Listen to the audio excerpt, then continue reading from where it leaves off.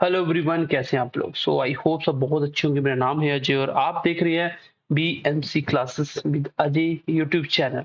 और same name का Telegram भी है, वो भी आप ज्वाइन कर सकते हो। तो अगर आप चैनल पे फर्स्ट टाइम विजिट कर रहे हो तो चैनल को सब्सक्राइब कर लो, बेल आइकन को प्रेस कर लो और कमेंट करके बताइए वीडियो कैसी लगी। क्योंकि हम ये जो लेक्चर प्रोवाइड कर रहे हैं, ये हर एक एग्जाम को टारगेट करने वाले हैं। आप जेकेएसएस भी दे रहे हो, एसएससी दे रहे हो, रेलवे दे रहे हो, कोई भी एग्जाम दे रहे हो, तो उन सबको देखकर ही हम लोग पढ़ा रहे हैं। जैसे अभी आपको पता है नैब तहसीलदार के लिए पढ़ रहे हैं बच्चे, तो अगर आपने पहले से थ्योरी लेक्चर्स पढ़े हैं कहीं से, तो आप यहाँ से एमसीक्यू देख सकते हो। कुछ भी नहीं पढ़ा तो भी एमसीक्यूज आप देख सकते हो। मैं गारंटी दे रहा हूँ, जो आपको एमसीक्यूज प्रोवाइड किए जा रहे हैं ना, इससे बाहर क्वेश्चन नहीं आते। लास्ट 4 साल से पेपर उठा रहे ना, जितने भी जेकेएसएस में पेपर हो रहे हैं, सारे क्वेश्चन यही से आए हुए हैं। और मैंने यहाँ भी पढ़ाया हुआ है। जेकेएसएस भी लेन देन ट्यूटोरियल पर मेरा कोई लेक्चर नहीं आता है, ना ही आएगा। और मैंने ऑनलाइन जहां भी प्रोवाइड किया आपको, सब कुछ आप देखिए, मैच करिए। 10 में से 9 क्वेश्चन मेरे पढ़ाए हुए आए। चाहे आप फाइनेंस अकाउंटेंसी का एग्जाम उठा लो, मैथ उठा लो, पॉलिटी उठा लो, कुछ भी उठा लो, सब में जो मैंने पढ़ाया वो कंप्लीट पेपर में आया हुआ है। ये जो टॉपिक है, ये नैब तहसीलदार को, क्योंकि पता होना चाहिए आप किसके लिए पढ़ रहे हो। सो मोस्ट इंपॉर्टेंट चीजें हैं। अगर आप नैब तहसीलदार की तैयारी कर रहे हो तो ये क्लास आपके लिए बहुत ही इंपॉर्टेंट है। प्लस अगर आप जेकेपी की तैयारी कर रहे हो, वेरी वेरी इंपॉर्टेंट क्लास आपके लिए। आप कोई भी जेकेएसएसबी का एग्जाम देना चाहते हो तो एमसीक्यू देखने हैं। बस आपसे इतनी सी रिक्वेस्ट है कि हमें थोड़ा सा सपोर्ट करिए, क्योंकि हमें आपकी सपोर्ट की नीड है। और हम जेएनके में best content free of cost provide करने वाले हैं। और आपको मैं बता दूं, हमारा जो ऑफलाइन क्लासेस हैं, वो बहुत जल्दी से आपको ऑनलाइन फ्री ऑफ कॉस्ट मिलना शुरू हो जाएंगे, क्योंकि उसको हम लोग डिजिटल बोर्ड में रिकॉर्ड करवा के आपके साथ शेयर कर देंगे वो क्लासेस यूट्यूब पे। एक रेगुलर टाइम के ऊपर आपका कोर्स स्टार्ट हो जाएगा, नैब का, जेकेपी सबका। और बहुत ही अच्छे टीचर है जो आपको पढ़ाने वाले हैं, ऑलरेडी सिलेक्टेड टीचर होंगे सारे। चलिए, आज का जो हमारा टॉपिक है वो रहेगा साउंड। इससे पहले हम लोग मेजरमेंट यूनिट का टॉपिक कंप्लीट कर चुके हैं। फिर मैंने आपको वेव टॉपिक करवाया, वो कंप्लीट। अब हम पढ़ेंगे साउंड, इसके बाद लाइट होगा। और इसके साथ हमने बायो का भी एक टॉपिक कंप्लीट कर लिया, जिसका नाम था डिजीज के रिलेटेड। प्लस वाइटामिन की एक क्लास और हम आपको एक्स्ट्रा एक्स्ट्रा प्रोवाइड कर देंगे। अदरवाइज उसमें भी वाइटामिन हमने कवर अप किया था। साउंड का सबसे पहला क्वेश्चन देखिए, which of the following creatures use ultrasonic sound to catch their pray.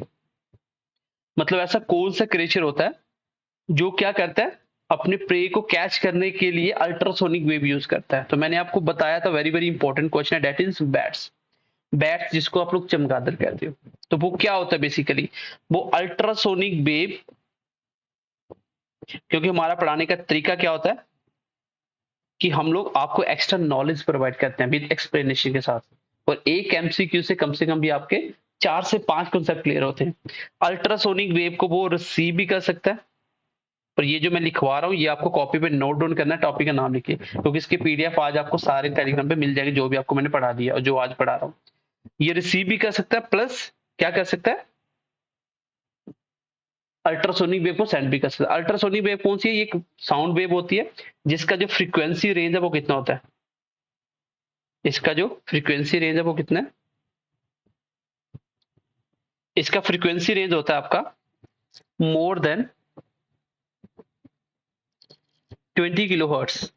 और इसको आप हर्ट्स में लिखना तो 20,000 हर्ट्स, क्योंकि किलो हर्ट्स में और हर्ट्स में कन्वर्ट कर सकते हो। 1 किलो हर्ट्स में 1,000 हर्ट्स होते हैं। हर्ट्स फ्रीक्वेंसी का यूनिट होता है। फ्रीक्वेंसी क्या होता है, मैंने लास्ट क्लास में बहुत अच्छे से डिटेल में बताया। और आपको पता है कि साउंड वेव को हम लोग 3 तरीके से डिवाइड कर सकते हैं। एक ह्यूमन ऑडिबल, एक होता है इंफ्रासोनिक, एक होता है अल्ट्रासोनिक। ह्यूमन ऑडिबल रेंज होता है 20 हर्ट्ज से लेके 20,000 हर्ट्ज या 20 किलो हर्ट्ज। और लेस देन 20 हर्ट्ज से आप पीछे चलेंगे तो आपको मिल जाएगा इंफ्रासोनिक।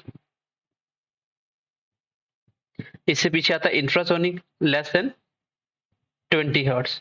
और मोर देन 20 किलो हर्ट्ज, इस रेंज के ऊपर चले जाओगे तो वो अल्ट्रासोनिक होता है। और जो बैट्स होती है वो अल्ट्रासोनिक वेव को प्रोड्यूस भी कर सकती है और रिसीव भी कर सकती है। यही रीजन होता है कि बैट्स अंधेरे में भी उड़ सकती है। सामने दीवार है, ये अल्ट्रासोनिक वेव यहाँ से प्रोड्यूस कर रही है, जैसे ही टकरा के वापिस आएगा तो इसके कानों में पड़ेगी और सुन लेगी वो। और सुनने के बाद वो यहाँ से यू टर्न ले लेगी। तो मतलब अल्ट्रासोनिक वेव का ही वो इस्तेमाल करती है। आई होप पहला क्वेश्चन क्लियर होगा। देखो यहाँ पे लिखा हुआ है वो एमिट्स कर सकते हैं wave of frequency 20 to 100 kilohertz, ठीक है। 20 से 100 किलोहर्ट्ज मतलब 20 से किलोहर्ट्ज से ऊपर वाली फ्रीक्वेंसी अल्ट्रासोनिक होती है, और वहां से जो रिफ्लेक्ट बैक कहते हैं उसको इको कहते हैं। इको क्या होता है? Reflection of sound. साउंड का टकरा के वापस आना उसको कहते हैं इको बनना। इको मतलब जैसे मान लो एक बंद कमरे में बहुत तेज आवाज हो, वो साउंड जो होती है वो क्या होती है? इको बनना शुरू हो जाती है। मतलब बहुत तेज साउंड होगी तो आपको कुछ भी सुनाई नहीं देगा, समझ नहीं आएगा कि आप गाना कौन सा बज रहा है। क्यों? क्योंकि इको बनना शुरू हो जाता है। पहली साउंड भी टकरा के आपके कानों में पड़ रही है, नई जो आ रही है वो भी पड़ रही है, तो आपको समझ नहीं आएगा। That is known as echo, ठीक है। And let's see the question number 2। So question number 2 क्या कहता है? जो सुपरसोनिक एयरप्लेन, सुपरसोनिक क्या होता है अभी समझ आ जाएगा। एयरप्लेन क्रिएट्स करते हैं शॉक वेव, उसको क्या कहते हैं? उसको कहते हैं सोनिक बूम। देखो इसके रिलेटेड मैं आपको कॉन्सेप्ट बताता हूँ। एक कॉन्सेप्ट होता है दैट इज मैक नंबर। क्या होता है? Mach number. मैक नंबर का मतलब होता है ऑब्जेक्ट की स्पीड कितनी है। ऑब्जेक्ट कुछ भी हो सकता है, एरोप्लेन हो सकता है, कुछ भी हो सकता है, मिसाइल हो सकती है, फाइटर जेट हो सकते हैं।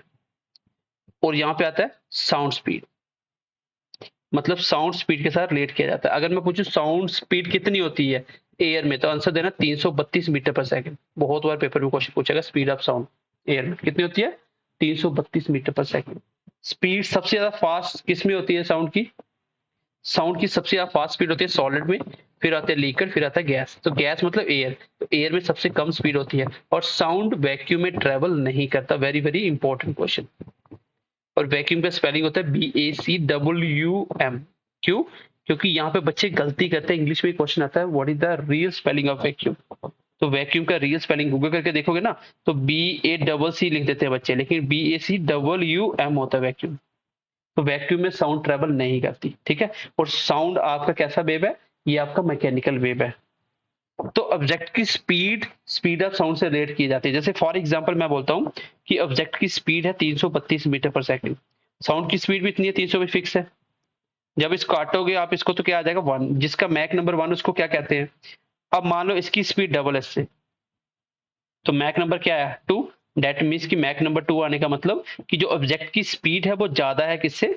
साउंड की स्पीड से। क्योंकि तभी तो एक से बड़ा नंबर आता था जब ऊपर वाला वैल्यू ज्यादा हो।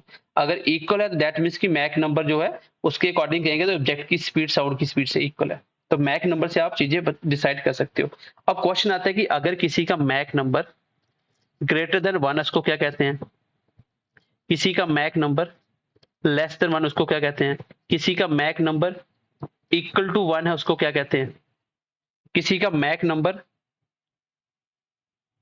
5 से ज्यादा है उसको क्या कहते हैं? एक से कम वाले को क्या कहते हैं? सब सोनिक। क्या कहते हैं? सब सोनिक। एक के बराबर वाले को क्या कहते हैं? That is transonic. क्या कहते हैं? ट्रांसोनिक। ट्रांसोनिक। एक से छोटे बड़े वाले का तो हो गया सुपरसोनिक आ गया, ये इसका नाम है ये, और इसका नाम क्या आ जाएगा? सुपरसोनिक। एक से बड़ा हो जाएगा उसको कहते हैं सुपरसोनिक। और जिसका 5 से बड़ा होता है मैक नंबर मतलब 5 गुना ज्यादा स्पीड, उसको कहते हैं हाइपरसोनिक। तो यहाँ पे मैंने मैक नंबर का पूरा ही कंसेप्ट आपको क्लियर कर दिया। आई होप कि क्वेश्चन नंबर 2 आप समझ पाए होंगे।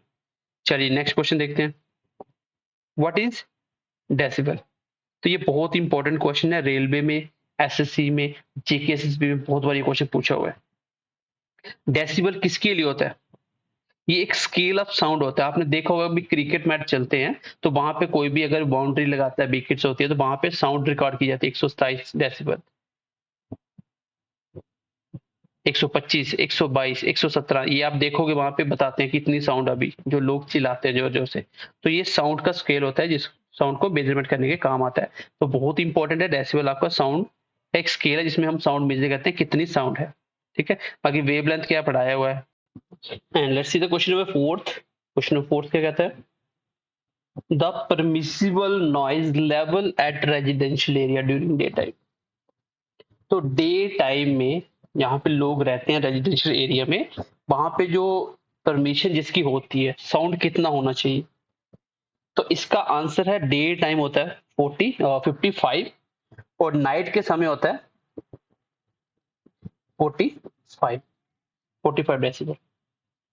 लेकिन ये कहाँ की बात कर रहा हूं मैं? रेजिडेंशियल एरिया की। And if you talk about the industrial area, तो अगर हम इंडस्ट्रियल एरिया की बात करें तो इंडस्ट्रियल एरिया में कितनी होती है? वहां पे डे के समय हो सकता है 75 डेसिबल तक, और 70 तक होता है नाइट के टाइम। तो याद रखना, इंडस्ट्रियल पूछ रहा है कि रेजिडेंशियल पूछ रहा है, तो यही इसका आंसर भी होगा। ये देखो एक्सप्लेनेशन लिखी हुई है इसकी।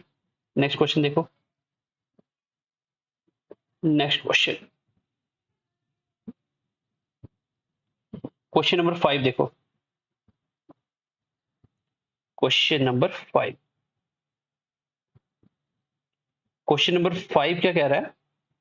Which of the following does not have any effect on velocity of sound? तो प्रेशर का कोई इफेक्ट नहीं पड़ता, ये मैंने पढ़ाया था बेसिक क्लासेस में, आप देख सकते हैं। बाकी टेम्परेचर का फर्क पड़ता है। अगर टेम्परेचर इंक्रीज होगा तो वेलोसिटी ऑफ साउंड भी क्या होगी? इंक्रीज होगी। तो डायरेक्ट रिलेशन होता है इसका, ठीक है। डेंसिटी का भी फर्क पड़ता है, ह्यूमिडिटी का भी फर्क पड़ता है, लेकिन प्रेशर इंडिपेंडेंट होता है। प्रेशर कम हो ज्यादा हो, वेलोसिटी ऑफ साउंड पे कोई भी इफेक्ट नहीं पड़ेगा। देखो, velocity of sound wave depends upon temperature, density of medium in which it is travelling, it is also depend upon moisture, जो ह्यूमिडिटी की बात कर रहे हैं। तो बेसिक क्वेश्चन था। नेक्स्ट क्वेश्चन देखिए। What is the minimum distance in metres required to hear and echo? तो इको मतलब क्या होता है? रिफ्लेक्शन ऑफ साउंड, साउंड का टकरा के वापिस आना। तो मिनिमम दूरी कितनी होनी चाहिए जहां पे इको बन सकता है? तो आपसे जहां से टकरा के वापिस साउंड आ रही है, तो आप यहाँ पे खड़े हो, तो कम से कम भी वो 17 मीटर, 16 पॉइंट समथिंग होता है, तो 17 मीटर का कम से कम गैप होना चाहिए, तभी आपकी साउंड टकरा के वापिस आ सकती है। So what is the minimum distance required? That is 17 metre. Next question देखिए। Sounds of frequencies below 20 hertz are called. तो मैंने बताया था, अगर 20 हर्ट्ज से लेके 20,000 हर्ट्ज का रेंज ऑफ फ्रीक्वेंसी, उसको बोलते हैं human Audible range. 20 hertz, 1000 hertz या 20 किलो हर्ट्ज भी कहते हैं इसको, क्योंकि 1 किलो हर्ट्ज में 1000 हर्ट्ज होते हैं। इसको अल्ट्रासोनिक, 20 हर्ट्ज से कम तो इंफ्रासोनिक। इस क्वेश्चन का आंसर आ जाएगा इंफ्रासोनिक साउंड, इसका आंसर आ जाएगा। क्लियर है सबको? ये देखो, मैंने क्वेश्चन नंबर फर्स्ट में डिस्कस किया था, मैंने बोला था कि साउंड वेव कहां ट्रेवल नहीं करती। Sound can not travel through vacuum. और वैक्यूम का स्पेलिंग बहुत ध्यान से देखना, इंग्लिश के एरर में आता है। BACUUM होता है, ना कि BACCUM होता है। मैक्सिमम बच्चे ये लिखते हैं, डबल सी लिखते हैं, लेकिन होता क्या है? डबल यू होता है। आई होप कि समझ पाए होंगे कि ये क्वेश्चन कैसे पूछा जाता है। साउंड वेव कौन सी वेव होती है? ये मैकेनिकल वेव होती है। इनको चलने के लिए मीडियम चाहिए। सबसे ज्यादा फास्ट सॉलिड में चलती है, सॉलिड में, उससे कम लिक्विड, उससे कम गैसेस, मतलब गैसेस में सबसे स्लो चलती है, और वैक्यूम में तो ट्रेवल ही नहीं करती। क्लियर सबको? चलो नेक्स्ट क्वेश्चन देखो। The Audible range of sound of for an average adult human being. एक ह्यूमन बीइंग्स के लिए जो ऑडिबल रेंज वो कितना होता है? तो अभी आपको बताया 20 हर्ट्ज से 20,000 हर्ट्ज। याद रखना, जो न्यू बॉर्न चाइल्ड होता है, न्यू बॉर्न चाइल्ड, जो छोटे बच्चे होते हैं, उनका जो रेंज होता है वो अप टू कितना होता है? 25 किलो हर्ट्ज तक वो सुन सकते हैं, 25,000 हर्ट्ज तक। नॉर्मली ह्यूमन बींग्स का 20,000 हर्ट्ज होता है, लेकिन ये 25 किलो हर्ट्ज तक भी रेंज सुन सकते हैं। नेक्स्ट क्वेश्चन देखो। When speed of an object exceeds the velocity of sound, then it is said to be moving with the speed of।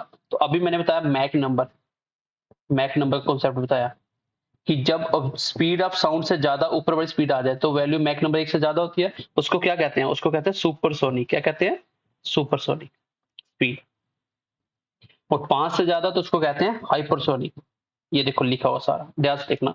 अगर मैक नंबर 1 से कम आए, दैट मीन्स की ऊपर की वैल्यू कम है, नीचे ज्यादा, तभी 1 से कम आ सकता है। मान लो ऊपर 1 नीचे 2 है, तो कितना आएगा? 0.5, तो 1 से कम। ऊपर की वैल्यू छोटी हो तो छोटा आता है, मैक नंबर छोटा उसको बोलता है सबसोनिक। बराबर हो तो ट्रांसोनिक, 1 से ज्यादा आ जाए सुपरसोनिक, और 5 से ज्यादा आ जाए तो हाइपरसोनिक। ठीक है, चलिए नेक्स्ट क्वेश्चन देखिए। What is the velocity of sound in air? कितनी होती है? देख लो 332 के आसपास क्या है, तो एक ही ऑप्शन है। ये कुछ कॉन्सेप्ट होता है कि 0 डिग्री टेम्परेचर पे और नॉर्मल टेम्परेचर पे, तो कॉन्सेप्ट है, लेकिन लगभग आप देख सकते हैं क्वेश्चन के जो ऑप्शंस हैं वो कितने दूर दूर है। तो 200 332 के बाद एक ही ऑप्शन, यही आंसर है। आगे देखो एक्सप्लेन में लिखा होगा, देखो टेम्परेचर का होता है ये। जो स्पीड ऑफ साउंड है, उसकी जो स्पीड होती है, प्रोपोगेट मतलब फैलता वो इलास्टिक मीडियम में 20 डिग्री सेल्सियस के ऊपर स्पीड ऑफ साउंड 343 होता है, और लगभग मीटर्स पर सेकंड और किलोमीटर किलोमीटर के हिसाब से पूछ लेता है कभी कभी, एक सेकंड में कितना किलोमीटर चलता है। तो ये है कि आपको याद रखना, स्पीड ऑफ साउंड नॉर्मल पूछे 332 मीटर पर सेकंड आंसर लगाओगे। बाकी इसके आसपास जो भी होगा, कभी कभी टेम्परेचर घुमा के दे देता है कितने डिग्री टेम्परेचर पे, तो लगभग थोड़ा ही फर्क होता है। आपको पता है कि टेम्परेचर बढ़ेगा तो स्पीड ऑफ साउंड बढ़ेगी, ये 0 डिग्री सेल्सियस पे होता है। चलिए नेक्स्ट क्वेश्चन देखिए। Women haves shrill voice because of, जो वीमेन्स होती हैं उनकी जो वॉइस है वो पतली होती है, श्रिल होती है। क्यों होती है ऐसा? क्योंकि उनकी फ्रीक्वेंसी हाई होती है, उनकी पिच हाई होती है। तो ऑप्शन देख लेते हैं, उनकी हाई फ्रीक्वेंसी होती है। ये मैंने बताया था पिच का कॉन्सेप्ट क्या होता है, क्योंकि जो फीमेल के जो वोकल कार्ड है वो छोटे होता है, जिसकी वजह से उसकी फ्रीक्वेंसी भी साउंड की छोटी बनती है, जिसकी वजह से उनकी क्या होता है, आवाज पतली होती है। ठीक है, उनकी वॉइस क्या होती है, पतली होती है और बहुत ज्यादा श्रिल होती है। ठीक है, तो ये मैंने आपको बताया था। नेक्स्ट क्वेश्चन देखो, विच of the following type of wave is different from other? कौन सी ऐसी वेव है जो दूसरे से डिफरेंट है? तो अब कैसे पता चलेगा, देखो sound wave, x rays, light wave, radio wave, ये जितने वेव्स है ना, डी को छोड़ दो, सारे के सारे मैंने बताए थे। Cosmic rays, x rays, gamma rays, वो सारे एक लाइट के पार्ट थे। साउंड वेव एक अलग होता है, ये लॉन्गिट्यूडनल, बाकी सारी कौन सी ट्रांसवर्स वेव होती है। तो ऑप्शन नंबर डी आंसर है। All the three except sound waves are transversal, whereas sound wave are longitudinal. Transverse longitudinal क्या है, मैं पहले ही क्वेश्चन में डिस्कस कर चुका हूं। चलिए नेक्स्ट क्वेश्चन देखिए, थोड़े से क्वेश्चन और करेंगे फिर इसको नेक्स्ट क्लास में। अगर जल्दी जल्दी क्वेश्चन गो थ्रू करके आपको बस करवाया जाए ये हो गया आंसर ये, तो वो आप क्वेश्चन समझ नहीं रहे हो, आप चीजों को समझ नहीं रहे हो, खाली इसको लर्न कर रहे हो, तो उससे कोई बेनिफिट नहीं होगा, 10 दिन के बाद भूल जाओ। Quality is that sensation of sound which is felt by our ears by virtue of, किसकी वजह से क्वालिटी ऑफ साउंड का पता चलता है? Wave form of sound wave, frequency से नहीं होता, इसे पिच पता चलती है, एम्पलीट्यूड से लाउडनेस पता चलती है, नन ऑफ दीज नहीं है, तो एक ही ऑप्शन है, दैट इज वेव फॉर्म। तो वेव फॉर्म जैसे आपको पता था, क्वालिटी ऑफ साउंड क्या होता है, किस पे डिपेंड करती है? ये बेसिकली ट्यून पे डिपेंड करती है। हम कोई भी चीज की आवाज पहचान सकते हैं कि वो किस चीज की आवाज है, तो वो हमें ट्यून से पता चलता है। चलिए बेसिक क्वेश्चन था। नेक्स्ट क्वेश्चन देखिए, what is the approximate speed of sound in distilled water? तो वाटर मतलब सॉलिड में सबसे ज्यादा, फिर लिक्विड, फिर गैस। तो लिक्विड में दोनों के मिड में स्पीड होती है। तो डिस्टिल्ड वाटर में 25 डिग्री सेल्सियस पे कितना होता है? तो आंसर है 1498। इतना इंपॉर्टेंट क्वेश्चन नहीं है। नेक्स्ट क्वेश्चन देखो, the velocity of sound in a gas depends on, sound की जो वेलोसिटी होती है गैस में किस पे डिपेंड करती है? प्रेशर पे डिपेंड नहीं करती, ठीक, वेवलेंथ पे only, density and elasticity of gas, intensity only, amplitude and frequency. तो आंसर क्या आ जाएगा? बी पार्ट, क्योंकि आपको पता है एयर में डेंसिटी कम ज्यादा होती है जब ह्यूमिडिटी बढ़ जाती है, और गैस की इलास्टिसिटी क्या है, इन चीजों के ऊपर डिपेंड करती है। ठीक है, तो बेसिकली ये फैक्चुअल क्वेश्चन आप याद कर सकते हो, यहां से ये क्वेश्चन कभी कभी एग्जाम में पूछा जाता है। नेक्स्ट क्वेश्चन देखो, sound waves can not be polarised because of, या बिकॉज दे, क्या होता है साउंड वेव क्यों पोलराइज नहीं होता? मैंने लास्ट वेव वाले टॉपिक में डिस्कस किया था, क्योंकि वो लॉन्गिट्यूडनल नेचर होता है, लॉन्गिट्यूडनल को हम लोग पोलराइज नहीं कर सकते। पोलराइज क्या होता है मैं ऑलरेडी डिस्कस कर चुका हूं in the lectures of wave, तो वहां देख सकते हो। तो इसका आंसर है ये लॉन्गिट्यूडनल होते हैं। बेसिक क्वेश्चन था ये। क्वेश्चन नंबर देखो 18 क्वेश्चन देखो, in which medium does sound travel faster? कौन सा मीडियम है जहां साउंड सबसे फास्ट ट्रेवल करती है? क्या वो गैस है, क्या वो लिक्विड है, क्या वो सॉलिड है, क्या वो वैक्यूम है? तो आंसर हो जाएगा सॉलिड, क्योंकि सॉलिड में सबसे ज्यादा फास्ट चलती है। मैंने बताया था साउंड फिर आता है लिक्विड फिर आता है गैस, और वैक्यूम में ट्रेवल ही नहीं करती, यहाँ वैक्यूम में ट्रेवल नहीं करेगी, तो आंसर आ गया सॉलिड। आई होप यहाँ तक बहुत अच्छे समझ पाए होंगे। बाकी मैं आपको एक क्वेश्चन दूंगा, वो आपको कमेंट सेक्शन में इसका आंसर बताना। अगर यहाँ तक आप पहुंच गए तो इसका आंसर बताओगे। The wave use in sonography are, जो सोनोग्राफी की जाती है उसमें कौन सी वेव यूज की जाती है? इसका आंसर आप मुझे बताओगे, कमेंट करो। बाकी क्लास कैसी लगी, जितने बच्चे देख रहे हैं, जो रेगुलर देखते हैं वो कमेंट करके बताएंगे सर हम रेगुलर क्लास देखते हैं, और किस डिस्ट्रिक्ट से देखते हैं अपनी डिस्ट्रिक्ट आपको मुझे कमेंट सेक्शन में बताना। ठीक है, तो मिलते हैं अगली क्लास में, इसी को कंटिन्यू करेंगे और ये टॉपिक नेक्स्ट क्लास में खत्म करेंगे। तो ध्यान रखिए अपना, bye bye, take care and God bless you.